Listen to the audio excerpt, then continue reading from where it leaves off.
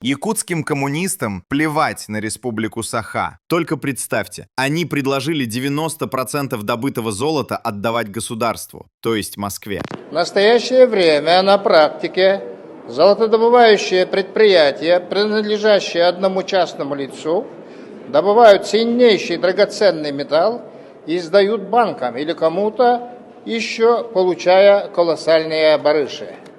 В своей программе КПРФ четко указывает, полезные ископаемые должны быть переданы государству. И поэтому мы предлагаем 90% от добытого золота подлежит передаче государству, а оставшиеся 10% уйти на издержки производства того же золотаря. И не надо размахивать, что денег нет, и на те же бесплатные медицинские анализы. Верните золото государству. Интересно, сколько золотых получил сам Петр Амосов за такую законодательную инициативу, которая добьет республику?